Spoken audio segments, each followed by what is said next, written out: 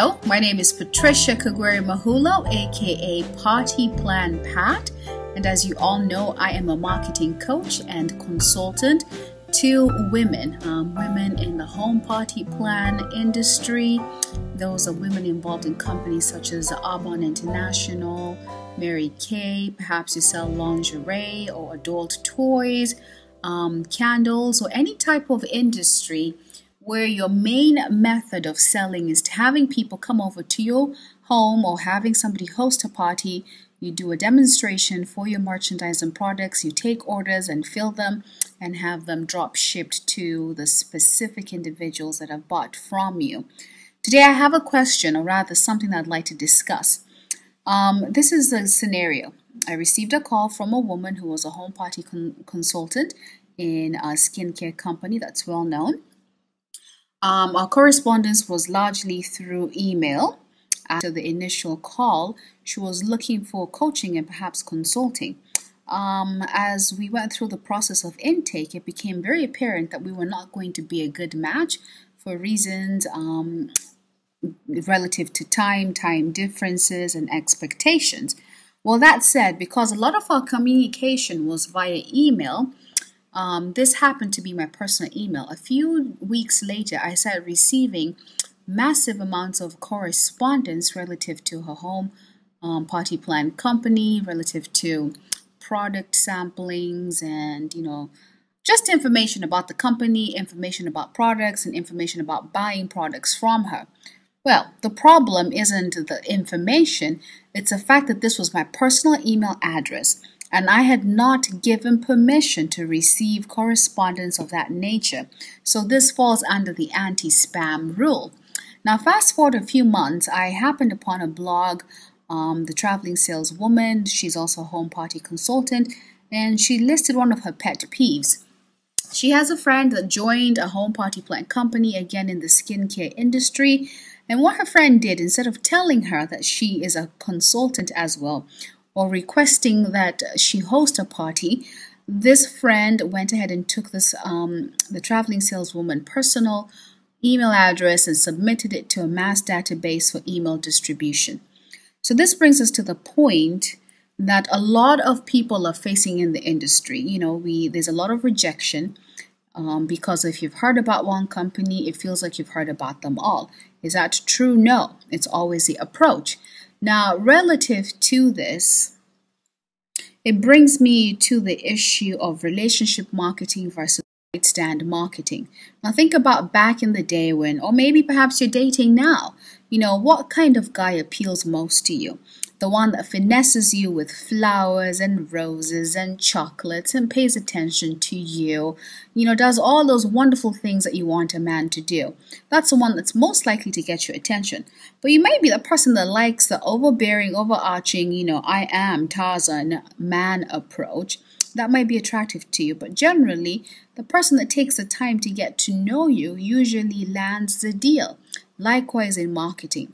You see, as marketers, we get so antsy and so excited when we encounter somebody, a new prospect, because it's all about recruit. So when the new prospect comes our way, what we want to do, or what we tend to do, is give them a really heavy-handed sales pitch. In turn, we turn them off, and it's pretty premature because we don't know what the person is looking for or what they're interested in. And so we tend to turn people off the industry and the interest, not because we have a bad company or have a bad compensation plan, but people are just trying to learn more about what we have to offer so they can make an informed decision. So instead of trying to circumvent the system or trying to find ways to barrage people with information, I'd like to share with you a couple of tips that I feel that would make a difference in your business. Now, what do you do when you get a visitor who comes to your website, for example, or if you have somebody interested in your business or you're hosting a party and somebody has a vested interest in learning more about the business opportunity? The first thing you want to do is get the attention of the individual. And the best way to get the attention of anyone is by asking questions. Find out what they do for a living, what they enjoy about what they do, what they don't enjoy. So for example, if I was working with a nurse, my knowledge of the nursing industry is nurses like what they do, but they're stressed out.